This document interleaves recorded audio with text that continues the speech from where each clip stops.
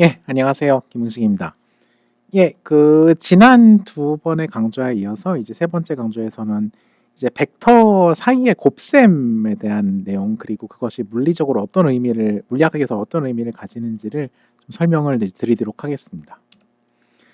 예, 지난 시간에 우리가 이제 벡터라는 것을 정의를 했고, 예, 뭐 A, B로 합시다. 자, 벡터라는 것을 정의했고, 그 다음에 이제 그 벡터가 어떻게 서로 다른 벡터들의 서로 다른 성분들의 이제 합으로서 이제 쓰이게 되는지, 뭐 표현이 분해가 되는지, 예를 들면 이제 이거는 이제 뭐 예를 들면 A라는 벡터가 이제 이렇게 있으면은 그 이제 벡터가 어떻게 이제 서로 다른 두 개의 성분의 벡터 B 플러스 C 이렇게 서로 다른 두 개의 성분의 벡터로서 분해가 되는지, 또는 이제 A 플러스 B 있고 C 이렇게 서로 다른 두 개의 벡터의 합이 어떻게 이제 계산이 되고 그것이 어떻게 표현이 되는지, 뭐 그런 이야기들을 이제 지난 강좌에서 조금 설명을 드렸었죠. 자, 근데 보통 우리가 이제 벡터라는 것을 어떤 기호로서 이제 표현을 하게 되는데, 이렇게 어떤 뭐 이거는 이제 그 중학교 때부터 많이 해오셨던 얘기지만, 이건 어떤 숫자 이런 애들을 우리가 이제 어떤 그 기호로 이제 어떤 대체를 한 다음에, 그래서 우리가 이제 기호 사이에 뭐 C 뭐 이런 식의 기호 사이에 어떤 우리가 이제 어떤 숫자 사이의 관계식을, 숫자가 아니라 기호로서 이제 대체를 해가지고 이제 식을 쓰고, 그 기호들 사이의 연산을 정의한 다음에 뭐 예를 들면 문자 같은 애들을 도입을 해서 식을 쓰고, 그것들을 조작을 해서 문제를 푸는 방식들, 예를 들면 이제 뭐 x제곱 플러스 ax 플러스 b 이퀄 0이라고 할 때 이 방정식을 만족하는 x의 값들은 뭐 이제 마이너스 2분의 a 플러스 마이너스 루트 아 어떻게 되더라 이게 4분의 b 제곱 플러스 마이너스 ac였던가.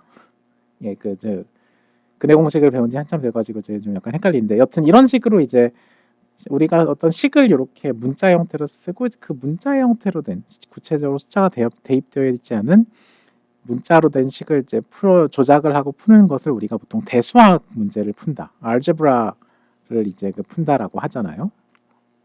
그러니까 그게 단순히 숫자를 나타내는 기호뿐만이 아니라 벡터를 나타내는 기호 사이에서도 여전히 그런 식의 연산이 이제 정의가 되고, 그래서 이제 이게 어떻게 보면 벡터 사이의 덧셈을 이렇게 정의한 것이, 어떻게 보면은 그 대수학적으로 벡터를 나타내는 기호를 정의한다는 걔네 사이의 덧셈 연산을 정의를 한 거란 말이죠.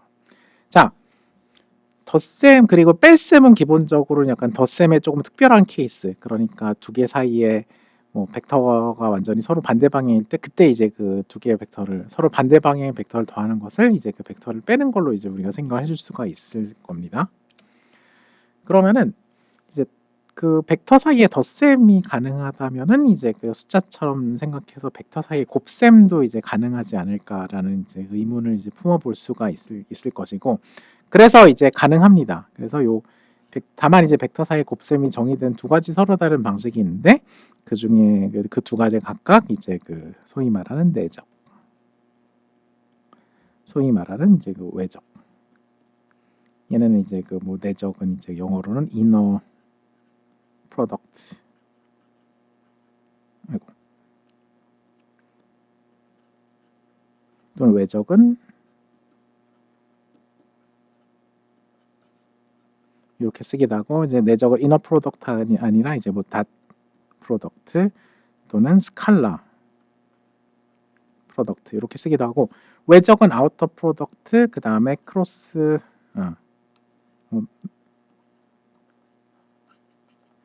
프로덕트 또는 이제 벡터 프로덕트, 이렇게 이름들이 몇 가지가 있는데, 사실 뭐 이름은 사실 그렇게 중요하진 않은데, 여기 이제 그 이름이 이제 뭔가 이놈들의 성격을 말해주는 게, 이제 예를 들어 내적 같은 경우는 두 개의 벡터를 곱해서 그것이 스칼라량으로 돌아오는 이제 곱셈의 정의 방식이고, 외적 같은 경우는 두 개의 이제 벡터를 이제 곱했을 때 그것이 결과물도 벡터가 되는 곱셈 방식이라고 이제 이해를 하시면 될 것 같습니다.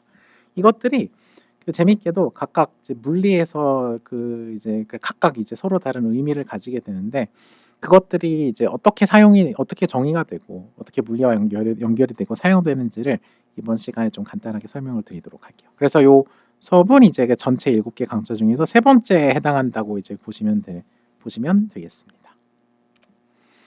예, 그래서 아까 말씀드렸던 이너 프로덕트, 아우터 프로덕트, 내적과 외적 그 정의를 좀 설명드리고 물리에서 어떻게 설명되는지 간략한 예시를 보여드리고 걔네들이 곱을 실제로 수행하는 그리고 물리 문제를 좀 살펴보도록 하겠습니다. 자, 일단 이너 프로덕트, 내적이란 무엇이냐? 요거는 이제 그 두 개의 이제 그 벡터 사이의 내적 이너 프로덕트는 기호로서는 이렇게 표시를 합니다. 요 벡터 두 개와 사이에 어떤 점을 이렇게 딱 찍어주는데 그 요 점 때문에 요 이제 이너 프로덕트를 닷 프로덕트라고 이야기. 그래서 요거를 요 때문에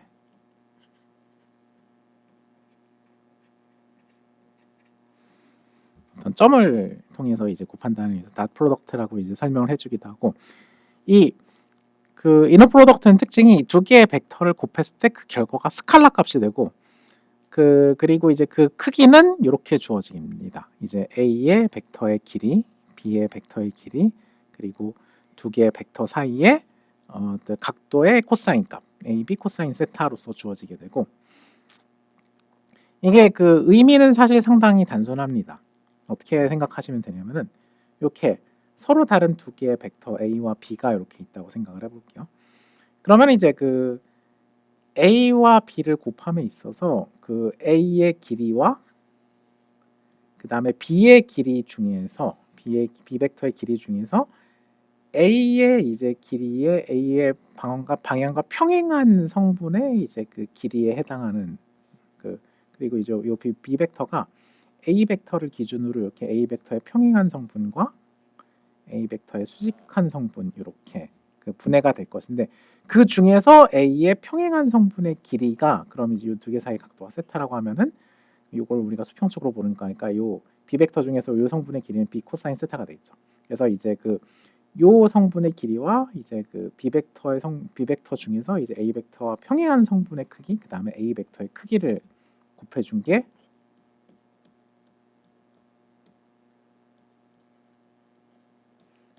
이제 요 내적의 이제 크기라고 보시면 될 것 같고, 요거는 반대로 이렇게 우리 요 A 벡터가 이렇게 있고 B 벡터가 이렇게 있다고 하게 되면은 요걸 거꾸로 적용을 해도 마찬가지예요. 여기서 이제 요 밑에 예제에서는 그 B 벡터의 성분 중에서 A 벡터의 평행한 성분의 크기를 A 벡터의 크기에 곱했다고 하면 그걸 거꾸로 적용을 해가지고 요 순서를 달리해서 이렇게 볼 수도 있습니다.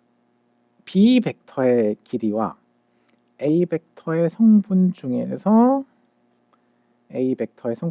B 벡터의 평행한 길이의 성분. 그러니까 요거는 역시 마찬가지로 요 길이를 우리가 A라고 하면 요 벡터의 길이는 A 코사인 세타로서 주어지게 되겠죠. 그러면 이거는 A.B는 B 벡터의 길이 곱하기 A 벡터의 길이 중 B 벡터의 평행한 길이의 성분이 돼서 뭐 결국 결과를 보게 되면 이 둘은 똑같습니다. 그러니까 요거는 A.B나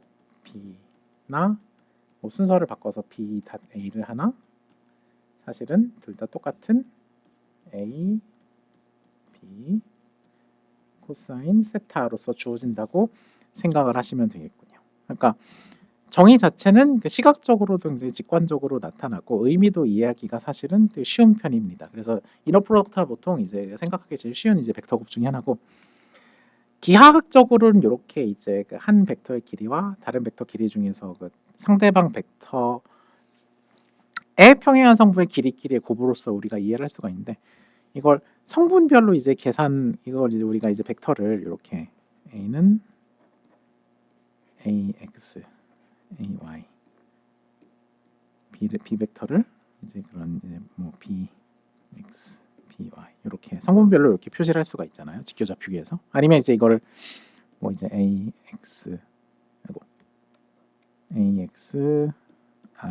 플러스 AY J 이렇게 이제 그 직교좌표기에서 이제 그게 직교좌표기에서 이제 단위 벡터를 이렇게 써서 이렇게 좀 더 이제 그 단위 벡터가 드러나도록 표현해 주는 방법도 있을 텐데, 여튼 이렇게 성분별로 벡터를 표시했을 때 그때 두 개의 벡터의 내적은 이렇게 각 성분끼리의 곱 ax 곱하기 bx 플러스 ay 곱하기 by 이렇게 주어진다고 보시면 되겠습니다.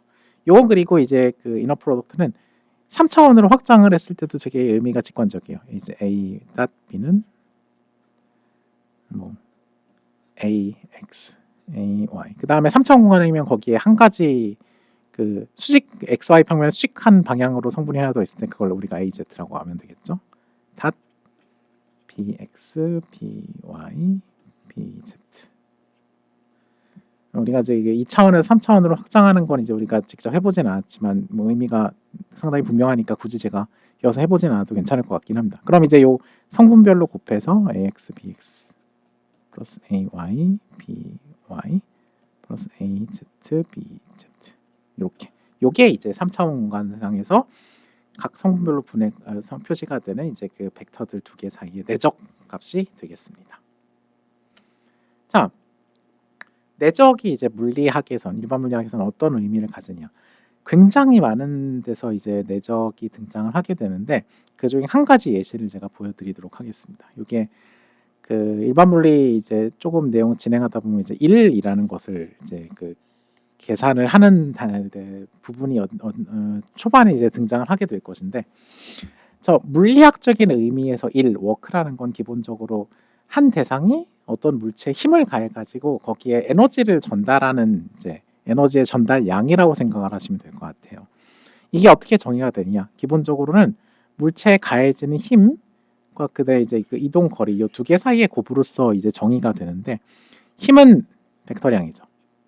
이동 거리는 이제 어떤 또 이것도 이제 물체 이동 변이 또한 제가 조금 잘못 썼군요. 이동 거리라고 쓰게 되면 조금 오해 여지가 생기는 게, 거리라는 건 기본적으로 이제 스칼라량으로서 이해가 될 수 있죠. 이건 이동 변위라고 해야겠습니다.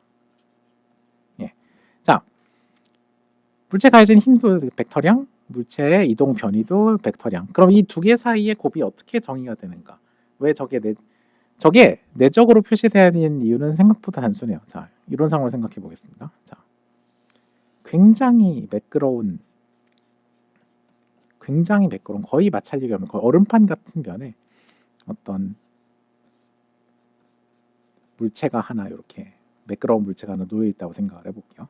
이 물체가 누가 이제 이 물체를 한번 탁 쳐준지 어떤 V의 속도를 가지고 한쪽 방향으로 쭉 이제 이동을 하고 있다고 생각을 해볼게요. 자, 근데 그 상황에서 이제 그 물체가 한쪽 방향으로 일정한 속도로 쭉 이제 그 미끄러운 면위를 미끄러지면서 이동을 하고 있다고 할 때, 요 수평 방향 이제 물체의 속도 수평 방향으로 일정하니까 이 물체의 속도를 물체가 이동하는 방향이 오른쪽으로 이동하고 있다고 하게 되면 성분별로 이제 우리가 이쪽을 x축, 이쪽을 y축이라고 하게 되면은 v는 이제 기본적으로 v, 0이라는 성분별로 요 물체 이동 속도를 성분별로 쪼개면 이렇게 표현이 될 것 같습니다. 자, 근데 문제는 요 물체에다가 그 힘, 중력이 이제 이 물체 질량이 m이라고 하게 되면 지구가 이 물체를 중력 방향으로 mg라는 힘을 가지고 이렇게 끌어당기고 있다라고 해볼게요. 근데 그 지구는 항상 물체를 지구 중심 방향, 아래 방향으로 끌어당기기 때문에 그럼 우리가 요거를 이제 중력을 이제 성분별로 쪼개게 되면은 0 mg 이렇게 수평 방향으로는 이 힘이 0이고 수직 방향의 성분만 이제 뭐 아래 방향에 마이너스를 붙여주는 게 낫겠군요. 마이너스 mg만큼의 성분을 가지는 이제 힘이 가해지고 있다고 하게 될 텐데, 자, 중력이 그럼 이 상황에서 이런 질문을 해볼 수가 있죠.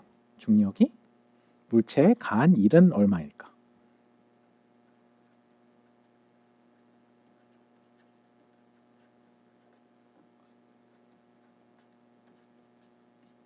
자, 1이라는 것은 기본적으로 그 뒤에 이제 일반 물리 수업을 하시면서 조금 더 자세하게 배우시게 됐지만 1이란 건 기본적으로 에너지를 전달하는 수단입니다. 그리고 이동하는 물체에 에너지가 전달이 되게 되면은 보통은 이제 그 에너지는 물체의 속도를 증가시키는 데 사용이 돼요. 그러니까 물체를 더 빠르게 가속을 하게 되는 거죠.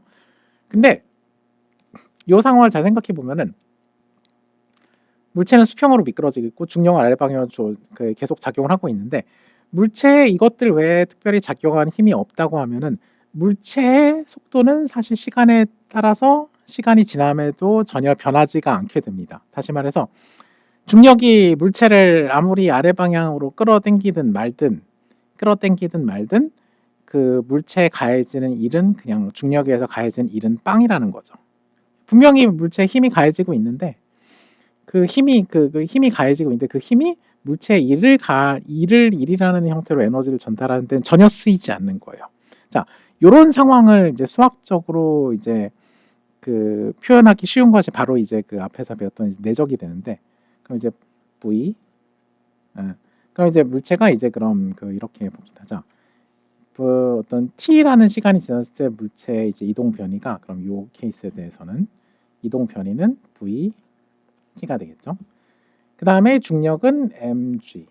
그러면은 d mg 얘는 d 벡터는 기본적으로 속도에다가 시간이라는 스칼라량 곱한 거니까 이 d 벡터는 기본적으로 v 하면 안 지워지지?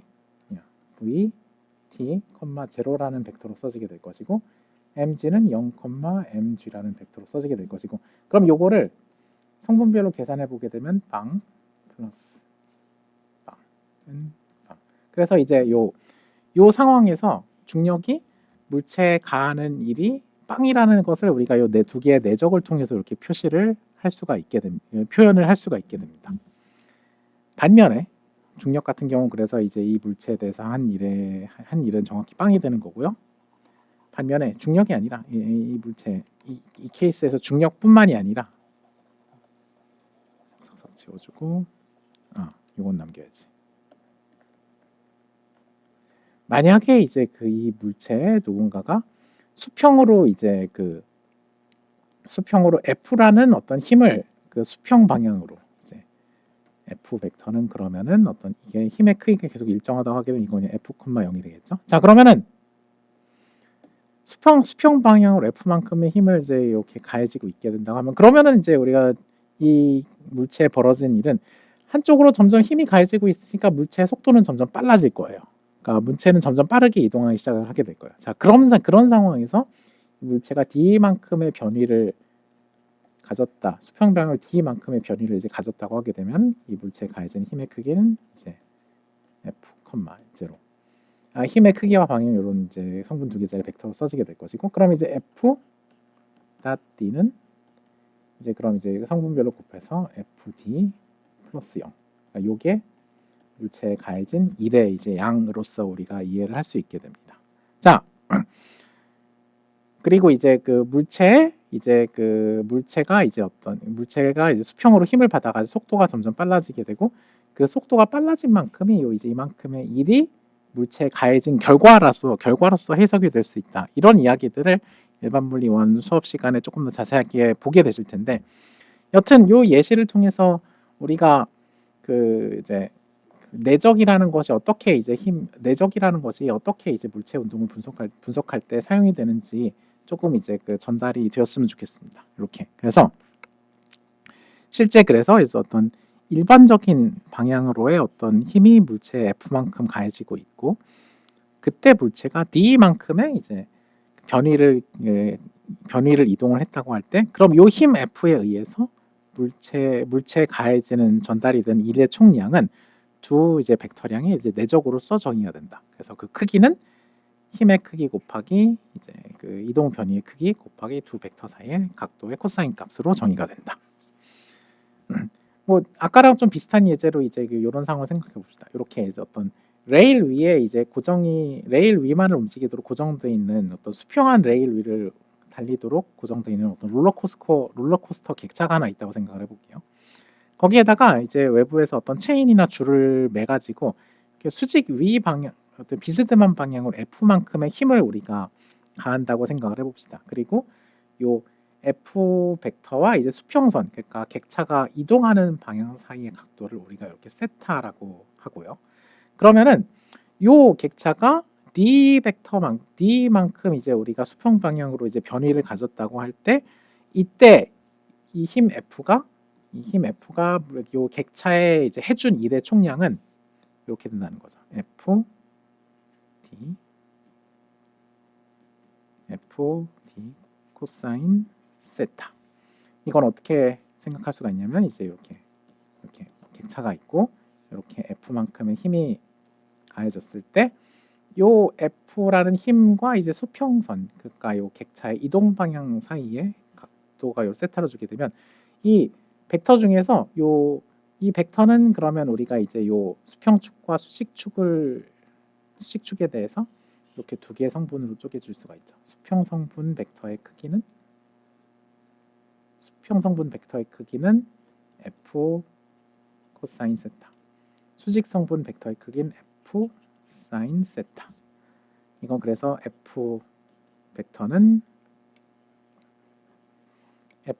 그래서 이제 F 코사인 세타, F 사인 세타 이렇게 분해가 되고 D 벡터는 수평 방향으로 D 0 요런 이제 성분 두 개짜리 벡터로 써지게 되죠. D 벡터는 수평 성분밖에 존재하지 않으니까. 그럼 이거 두 개를 내적해 주게 되면 요 두 개 x 성분끼리 곱해져서 D 곱하기 F 코사인 세타. 여기 이제 두 번째 수직 성분의 힘은 존재하는데 이동 변이가 없으니까 거기는 그냥 빵이죠. 그래서 얘는 D F 코사인 세타라는 만큼의 일이 객차의 일로서 전달이 되었다라고 생각을 하면 되겠습니다. 예, 뭐 수직 방향을 가해진 힘이 존재하는데 그게 일은 하지 않는다. 왜 그러냐? 거기에 대해서는 이제 일반 물리 1의 이제 그 빗면 문제에서 잠깐 설명드렸었던 그 수직 항력이라는 개념. 그러니까 이 객차가 이동을 할 때 이제 이 객차에 우리가 줄을 달아가지고 이렇게 비스듬한 방향으로 이렇게 이제 물체를 끌 때 수직 방향의 힘의 성분은 레일이 반대로 이제 객차를 당겨준 소위 말하는 그 반작용에 의해서 서로 상쇄가 돼 버리기 때문에 이거는 이제 물체의 이제 운동과 일에 기여를 하지 않는다고 이해를 하시면 되겠습니다. 물론 이제 이 비스듬하게 끄는 힘이 너무너무 강해가지고 요 힘의 수직 방향 성분이 요 레일이 기차를 수직 방향으로 못 움직이도록 버텨주는, 그러니까 레일의 강도보다 이제 힘이 강하게 되면은 그럼 객차가 이제 수직 방향으로도 운동을 할 수가 있게 되는데 그건 어떤 상황이냐면은 당겨준 힘이 너무 세가지고 레일이 당겨준 힘을 못 버티고 휘어져가서 이제 기차가 탈선하는 그런 상황이 된 거라고 물리적으로 해석을 할 수가 있겠습니다. 자, 그래서 이제 그 구체적인 계산을 한번 해보도록 합시다. 자, 레일 위에 고정돼 가지고 수평 방향으로만 움직이는 롤러코스터에다가 3i 플러스 4j, 그러니까 우리의 힘의 크기가 수평 방향으로는 3뉴턴. 저 뉴턴은 이제 힘의 기본 단위가 되겠습니다.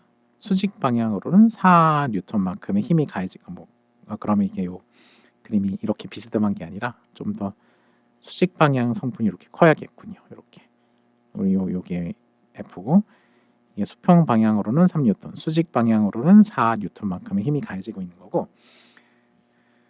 그래서 수평 방향으로 이제 2m만큼 이동을 했습니다. 자, 그러면은 우리의 이거를 이제 그 각도를 가지고 계산하기는 조금 복잡한데 이거를 성분별 곱으로 표현을 하게 되면은 우리의 D 벡터는 2i 플러스 0j, 그러니까 이거는 2,0 이렇게 우리의 x 좌표, y 좌표.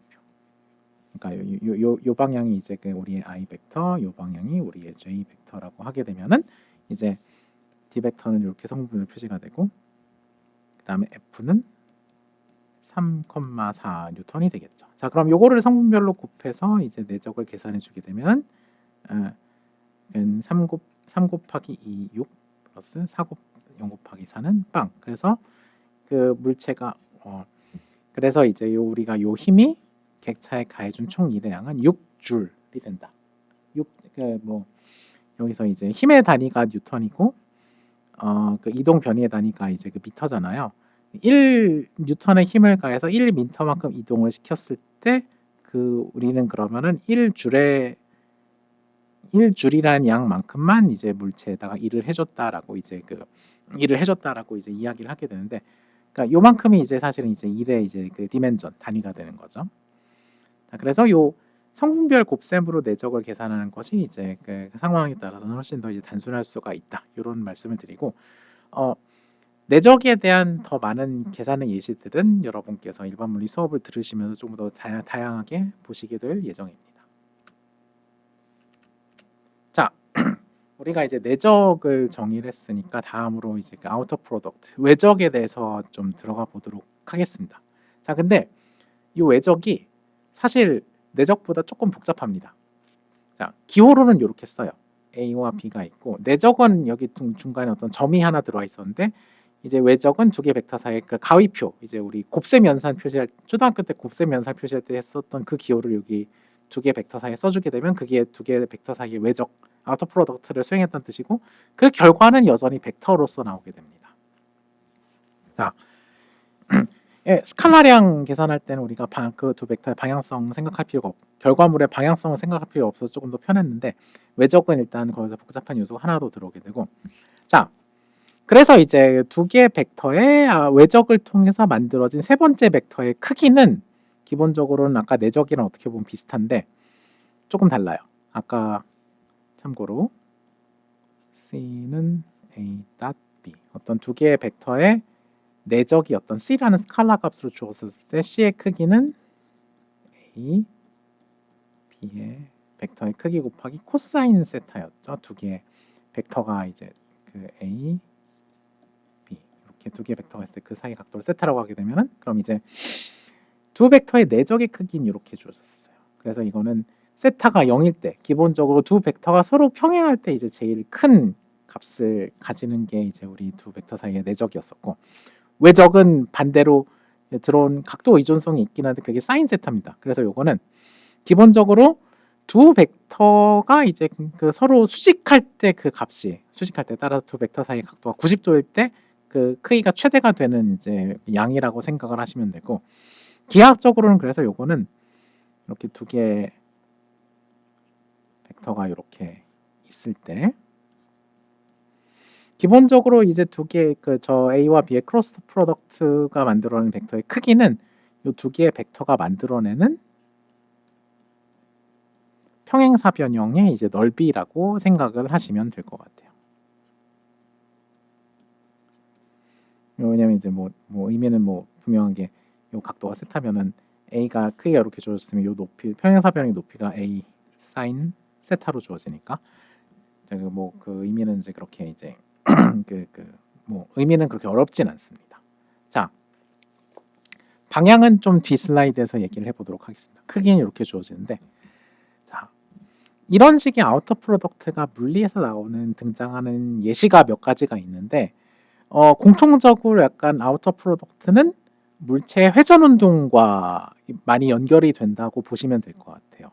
그러니까 두 벡터 사이의 이너 프로덕트 내적은 이제 보통 이제 일 계산할 때, 에너지 계산할 때 많이 등장한다고 보시면 되고, 아우터 프로덕트는 회전 운동을 설명하는 부분에서 주로 등장을 한다고 보시면 되겠습니다.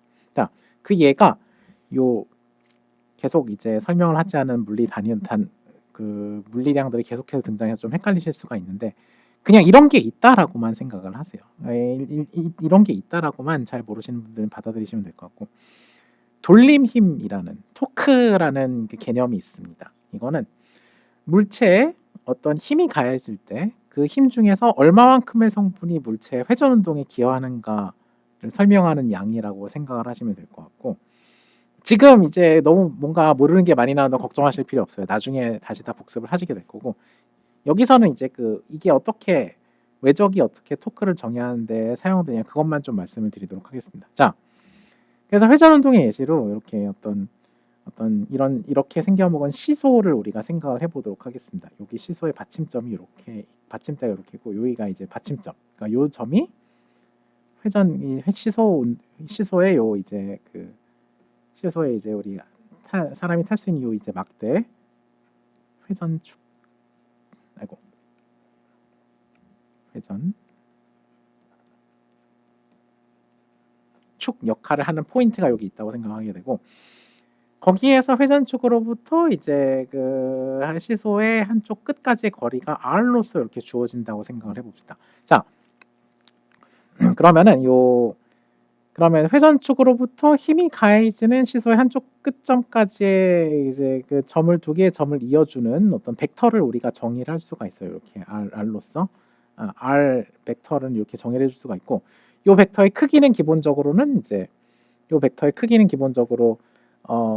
회전축으로부터 이제 힘이 가해진 점까지의 거리, 그 다음에 방향은 회전축으로부터 힘이 가해진 점까지 있는 벡터의 방향으로서 주어진다라고 생각을 하시면 될 것 같아요.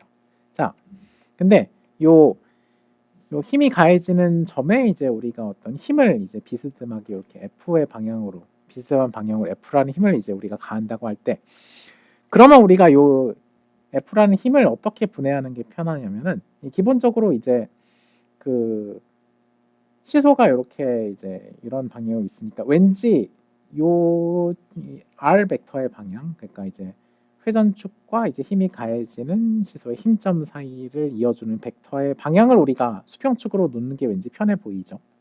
왠지 그래 보이지 않으세요? 자, 그래서 그 축을 바탕으로 이제 그 요 힘 성분을 이 축에 평행한 성분, 그리고 요 이제 R 벡터와 수직한 성분 두 개로 쪼갤 수가 있게 되고, 요 평행한 성분의 크기는 그래서 F 코사인, 그 평행 성분의 크기는 이제 얘는 그래서 F 코사인 세타로서 주어지게 되죠. 그리고 수직한 성분의 크기는 이제 F 사인 세타로 주어지게 될 텐데, 자, 이 중에서 잘 생각해 보시면은 요 시소 자체의 이제 회전축을 중심으로 한 회전 운동, 그러니까 시소의 운동에 실제 기여하는 성분은 요거밖에 없습니다. 요 이제 R 벡터, 그러니까 그 회전 운동에 기여하는 성분은 요 R 벡터의 수직인 요 성분밖에 안 남고, R 벡터의 수평형 성분은 잘 생각해 보시면 회전 운동 자체는 전혀 기여를 하지 않아요. 왜냐?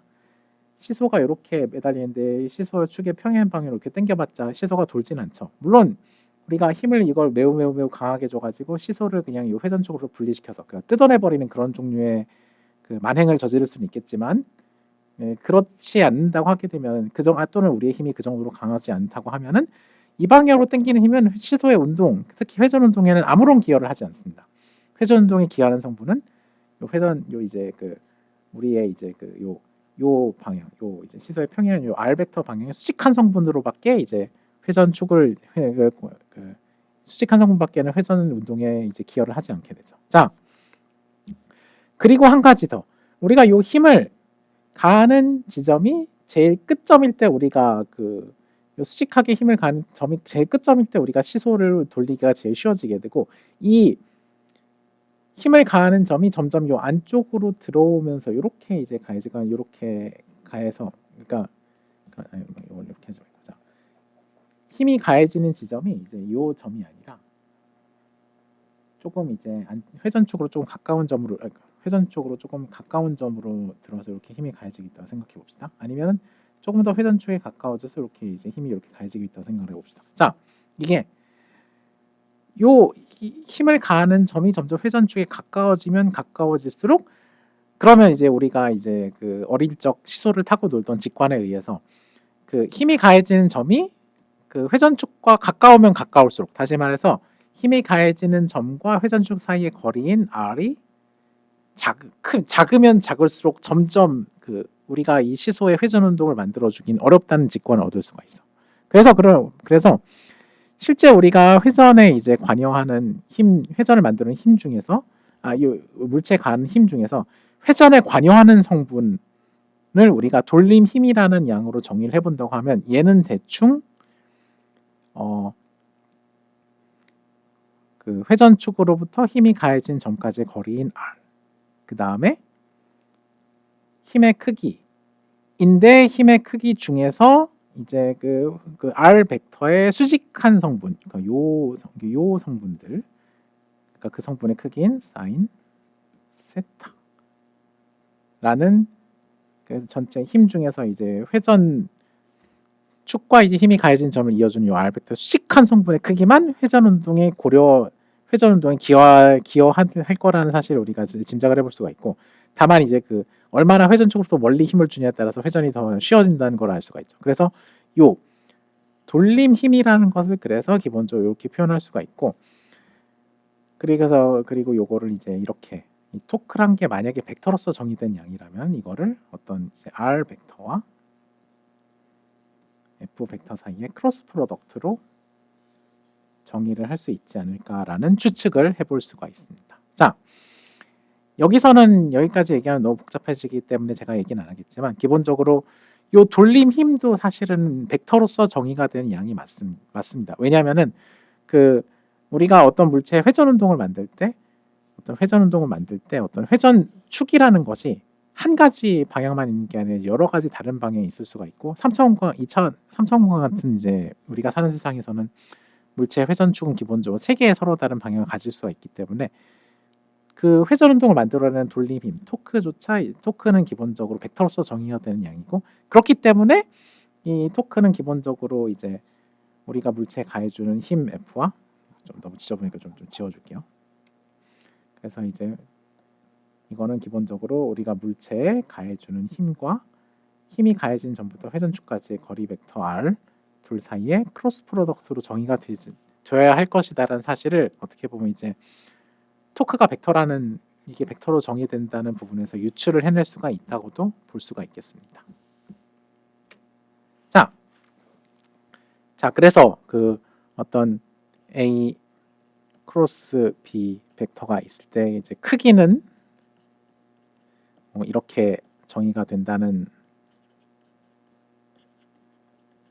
사실을 이제 그 말씀을 드렸는데, 그러면 이제 그 방향은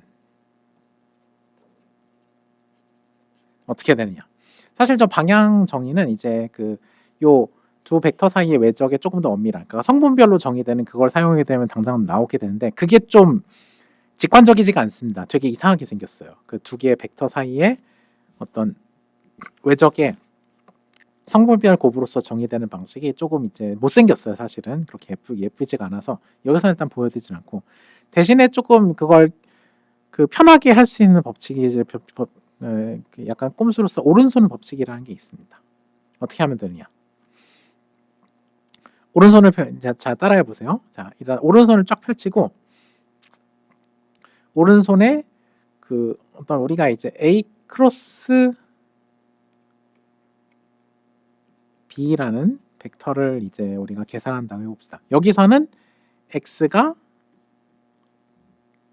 그러니까 그 A 벡터는 이 방향, B 벡터는 이 방향 이제 있다고 할 때, 오른손 펼친 다음에 내 손가락을 첫 번째 벡터 방향으로 이제 뻗은 다음에, 그 다음에 그 내 손을 주먹을 쥐듯이 말아주면서 그 손가락 네 개가 두 번째 벡터인 이제 그 B 방향으로 오도록 내 손가락을 감아준다고 생각을 해보세요.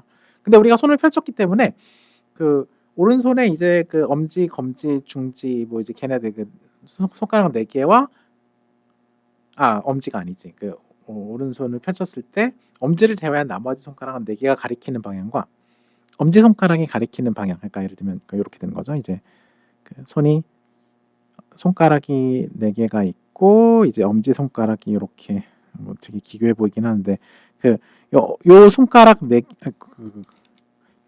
개를 이제 A 방향을 통해서 향하게 한 다음에 손을 쫙 펼치고, 이거를 B 방향으로 이렇게 감아줘야 되니까 이 손가락들을 이렇게 감아줘서 주먹을 쥐게 되면은, 그럼 엄지 손가락이 가리키는 방향은 이제 그 A와 B의 수직한 위로 올라가는 방향밖에 남지 않게 되죠. 그것이 바로 이제 두 개의 크로스 프로덕트의 두 개의 이제 벡터의 외적의 방향이 되겠습니다. 그래서 요 X 방향 단위 벡터 I와 Y 방향 단위 벡터 J의 크로스 프로덕트를 취하게 되면은 이제 그 Z 방향 단위 벡터 K 방향이 이제 나오게 되죠. 자, 그럼 여기서 이제 그 우리가 해볼 수 있는 거, 자, A 크로스 B는 얘는 이제 그 Z 방향 단위 벡터인 K와 이제 평행하게 되는데, 자, 그럼 만약에 요 순서를 바꿔서 B 크로스 A를 하게 되면 어떻게 될까? 그럼 이제 다시 오른손을 펼친 다음에 오른손을 펼친 다음에 B 방향으로 오른손에 네 손가락을 뻗고 손을 쫙 펼치고 그 다음에 이제 그런 다음에 이제 내 손가락을 A 방향으로 요렇게 감아쥐도록 주먹을 쥐어보게 되면은 그러면 그 상황에서 엄지손가락이 가리킬 수 있는 방향은 한 방향밖에 남지 않게 되죠. 마이너스 Z, 마이너스 K 방향. 자, 그래서 여기서 사실은 이제 그 크로스 프로덕트가 조금 골 때리는 그 원인이 일반적으로 우리가 알던 수학의 곱셈과는 조금 의미가 다른 게 얘는 곱해지는 순서에 따라서 부호가 달라집니다. 그래서 보통은 일반적인 숫자 사이의 곱은 이런 소위 말하는 교환 법칙을 성립을 하는데 벡터 사이의 곱은 사실은 교환 법칙이 특히 그 이너 프로덕트 이제 그 내적 같은 경우는 교환 법칙이 성립을 했었는데 이 아우터 프로덕트 외적 같은 경우는 더 이상 교환 법칙이 성립을 하지 않고 그러니까 순서를 바꾸게 되면 이렇게 마이너스 부호가 앞에 붙어준다라는 조금 색다른 이제 결론이 도달하게 되는데 뭐 이런 식으로 이제 교환 법칙이 성립하지 않는 연산을 아마 그 보통 처음 접해 보시는 게 아닐까라는 생각이 듭니다. 물론 이제 나중에 그 1학년 벡터 해석과 미적 그 선형 해석 배우시게 되면 행렬과 행렬 사이의 곱도 저런 교환 법칙 성립 안 하는 걸 좀 보실 수가 있을 텐데 여튼 뭐 이런 부분들이 이 외적 그 외적이 그 이제 굉장히 헷갈리는 그 배우기 헷갈리는 이제 원인을 제공하는 또 다른 요인이 아닐까라고 생각을 해볼 수가 있겠습니다. 자, 요 예시 아까 제가 좀 설명드리긴 했지만 그래서 이제 그 외적이 실제 물리 문제에서 많이 자주 등장을 하는 게 회전 운동 설명할 때 특히 물체의 어떤 물체에 어떤 이제 힘이 가해서 그 물체 회전 운동을 만들어 줄 때 그때 그 가해진 힘 중에서 얼마만큼의 성분이 회전 운동에 기여를 하는가를 말해주는 요 이제 토크 돌림 힘 정의의 요 크로스 프로덕트가 이제 등장을 하게 됩니다. 그 요 R은 아까 말씀드렸던 것처럼 이제 물체의 회전축으로부터 힘이 가해진 지점까지의 이제 거리에 의존하고 방향 그거에 평행한 벡터 F는 그 점에 가해지는 힘.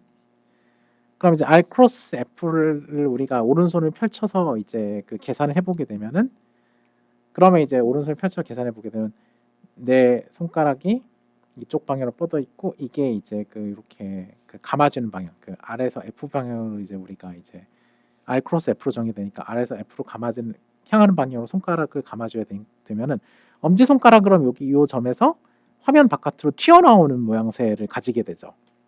이게 아니에요. 화면 바깥으로 튀어나오는 모양새를 이제 가지게 될 텐데 이게 뭔 소리냐? 회전 운동을 하는데 왜 갑자기 벡터가 화면 바깥으로 튀어나오냐? 저게 회전 운동의 방향, 그러니까 회전의 방향을 말해주는 일종의 이제 그 약속이라고 보시면 됩니다. 요 돌림의 방향, 돌림 벡터의 방향 타워가 화면 바깥으로 삐져나온다는 얘기는 오른손을 펼쳐보게 되면 이제 오른손의 엄지 손가락을 타워 방향, 화면 바깥으로 이제 그 향하게 되면은 그 나머지 손가락 4개가 감기는 방향 항상 이제 그 요 반시계 방향으로 이제 밖에 안 되게 되죠. 그래서 타오가 여기 화면 바깥으로 플러스라는 얘기는 얘가 반시계 방향으로 회전 운동이 발생한다는 의미로서 생각을 하시면 되겠습니다. 자, 그리고 회전력의 크기는 이제 R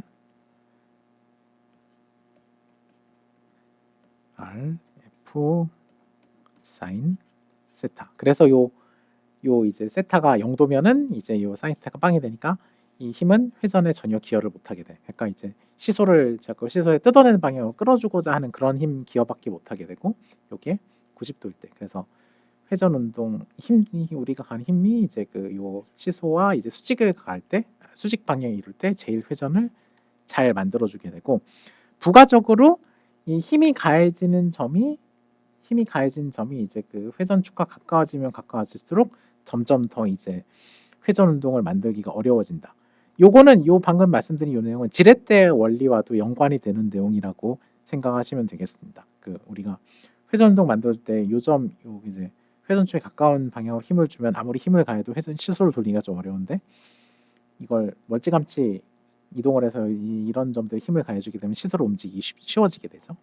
마찬가지로 이제 시소를 탈 때 무게가 무거운 사람과 가벼운 사람이 서로 평형을 이루려면은 뭐 이제 예를 들면 이제 무거운 사람은 조금 더 안쪽에 타주고 가벼운 사람은 조금 더 바깥쪽에 타주게 되면은 두 사람이 만들어낸 중력의 크기는 조금 이렇게 다르겠지만 그 중력과 이제 중력에 가해진 사람이 앉아 있는 지점 사이의 거리를 곱해줘서 그 돌림이 두가 사람이 만들어주는 돌림 힘이 서로 이제 그 평형을 이루게 되면은 그럼 이제 시소는 평형을 이룬다. 뭐 이런 내용에 대한 얘기들을 회전 운동 배울 때 좀 많이 많이 들으시게 될 텐데 지금 이미 들어보니까 약간 헷갈리시죠? 그래서 이거는 찬찬히 일반 물리 수업을 들으면서 공부를 해보셔도 좋을 것 같습니다. 자, 아까 말씀드렸지만 이제 그 내적 같은 경우는 순서가 중요하지 않다. 서로 곱하는 연산의 순서가 뒤집어져도 이제 결과값은 같게 유지가 된다. 외적은 아까 오른손을 통해서 봤다시피 그 순서를 바꾸게 되면은 크기는 같은데 방향이 뒤집어진다라는 이제 조금 이제 오묘한 포인트가 있어서 이 부분을 또 계산하실 때 조심하셔야 된다. 자, 외적이 이제 물리에서 사용된 마지막 예제로서 요거는 식이 좀 되게 무섭게 생겼죠. 이거는 이제 그 앞에 역학 파트에서 나오는 내용은 아니고 뒤에 이제 전하를 가진 그러니까 그 전류 같은 흐름의 매개체가 되는 전하량을 가진 입자들이 어떤 자기장이라는 어떤 눈에 보이진 않지만 공간에 존재하는 그 영향 아래에서 이제 운동을 할 때 그때 그 입자가 받는 힘의 크기와 방향이 어떻게 되는가를 말해주는 그 로렌츠 힘이라는 이제 그 로렌츠 힘이라는 물리량의 크기를 알려주는 식이거든요. 이게 기본적으로 이제 이런 의미라고 생각하시면 될 것 같아요. 아직 우리가 배우지는 않았지만 자기장이라는 어떤 공간에 어떤 영향이 존재하고 그 영향이 자기장도 기본적으로 벡터로서 표현이 될 수가 있거든요. 그래서 그 벡터가 이제 이렇게 이런 2차원 평면에서 이제 그 화면 안쪽으로 들어가는 방향으로 이렇게 이제 화면 바깥쪽에서 안쪽으로 이렇게 그 수직 아래로 이렇게 꽂히는 방향으로 자기장 벡터의 분포가 이렇게 존재하고 있다고 생각을 합시다. 예. 그 속을 그 어떤 전하 Q라는 만큼의 전하량을 가진 어떤 입자가 오른쪽 방향으로 그 자기장 속에 이제 어떤 Q라는 만큼의 전하량을 가진 어떤 입자가 플러스 X 방향으로 V라는 속도를 가지고 진입한다고 생각을 해볼게요. 그럴 때 입자가 그 자기장에 의해서 어떤 힘을 받게 되는데 그 힘의 크기와 방향이 이렇게 정해진다고 보시면 되겠습니다. 그러니까 입자의 속도 벡터와 입자의 그 공간에 존재하는 자기장 벡터 사이의 크로스 프로덕트에다가 그 외적에다가 그 입자의 전하량을 이제 곱해준 방향으로 이제 주어지게 된다. 자, 그럼 오른손을 펼쳐가지고 오른손에 네 손가락을 그 이제 이 V 크로스 B를 계산하는 거니까 일단 오른손을 펼쳐서 네 손가락이 그 속도 방향을 평행하도록 손을 펼쳐준 다음에 그 다음에 이제 그 네 손가락이 화면 안으로 이렇게 화면 안쪽으로 감겨 들어갈 수 있도록 손의 방향 위치에 보게 되면 엄지 손가락이 가리킬 수 있는 방향 윗방향밖에 없어요. 이렇게 안쪽으로 손을 감아주게 되면 엄지 손가락 방향 이쪽이죠. 자, 그래서 근데 마지막으로 힘의 방향을 결정할 때 앞에 어떤 Q라는 이제 입자가 가지는 전하라는 이제 그 양이 여기 들어오게 되는데 이게 또 부호를 가진단 말이에요. 그러니까 플러스 마이너스 값을 둘 다 가질 수 있습니다. 자, 문제에서는 이 Q 값이 이제 양수의 부호를 가진다. 그러니까 양전하를 가진다라고 생각해 보게 됐으니까 그냥 이 V 크로스 B의 부호가 바뀌지 않아요. 그래서 입자가 받는 힘의 크기는 기본적으로는 이 방향이 된다고 생각을 하시면 되겠습니다. 만약에 이 전하량이 이제 그 전하량이 입자가 들고 있는 전하량이 음수였다. 0보다 작았다. 그러면은 이 V 크로스 B의 방향은 이제 그 플러스 Z 방향 이제 윗방향으로 주어지게 되지만 죄송해요. 플러스 Z가 아니라 플러스 Y라고 해야겠네. 죄송합니다. 자, 그럼 이제 v 크로스 b의 방향은 이제 그 화면 윗 방향 플러스 y 방향이겠지만 이게 앞에 붙는 비례상수가 음수가 돼 버렸기 때문에 입자가 받는 힘의 크기는 아랫 방향으로 돼 버리는 거죠. 요거는 그래서 이제 q가 이제 0보다 작을 때 힘이 받는 이제 크기 힘 벡터의 방향이 이렇게 된다고 생각하시면 되고, 그래서 이제 요 이제 입자의 전하량에 따라서 그리고 입자의 속도와 자기장에 따라서 공간 속을 움직이는 전하가 받는 힘의 크기와 방향을 이런 식으로 계산할 수 있게 되고, 그럴 때 요 크로스 프로덕트가 그 외적이 이제 두 개 벡터 사이 외적이 등장을 하게 된다. 예, 요 내용은 일반 물리학 1 이제 그 중간고사 이후 내용에 조금 더 이제 중점적으로 등장을 하게 될 것이고, 요게 그 수업 들으시면 아시겠지만 저게 굉장히 많은 걸 설명할 때 이제 쓰인단 말이죠. 대표적으로 그 왜 오로라는 북극권과 남극권에서만 발생을 하는가? 기본적으로 요 식을 가지고 우리가 설명을 할 수가 있습니다. 뭐 자세한 내용은 그 수업을 들으시면서 교수님께 질문해 보시면 되겠습니다.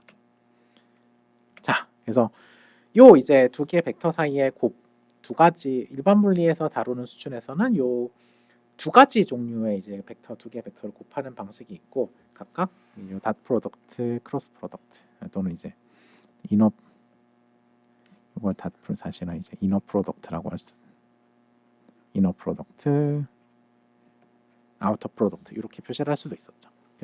각각의 기호가 표시되는 방식, 그 다음에 결과물이 이렇게 차이가 되고, 크기는 이제 이렇게 정의가 되고, 이제 의미를 굳이 좀 억지로 부여해 보자면 이제 두 개의 벡터 사이의 닷 프로덕트는 그 두 개의 벡터가 얼마나 서로 같이 그 효율적으로 무언가를 만들어내는지, 아우터 프로덕트 외적 같은 경우는 두 개의 벡터에 의해서 얼마만큼 회전 비슷한 무언가가 발생을 하는지를 상징한다고 조금 약간 무리수가 있지만 그렇게 의미를 덧붙여 보실 수가 있을 것 같습니다. 예시는 그래서 이너 프로덕트는 기본적으로 이제 그 두 벡터의 물체 가해진 힘과 변위에서 발생하는 이제 그 일의 전달, 그리고 아우터 프로덕트는 그 힘과 이제 물체에 가해지는 이제 힘이 어떻게 회전을 만들어내는가를 말해주는 토크를 설명할 때 나온다라고 이해를 하시면 될 것 같고, 이 정도 내용들을 알고 계시면은 일반 물리에서 등장하는 벡터들과 벡터의 연산을 우리가 설명할 때 그렇게 어려움을 겪지는 않으실 거라고 생각을 합니다. 그래서 다음 시간에는 이제 그 벡터 내용을 끝내고 이제 다음 시간부터는 이제 그 미적분학 그 관련된 설명, 그리고 그것이 어떻게 물리 문제를 푸는데 등장하는지를 설명을 하도록 하겠습니다. 수고하셨습니다.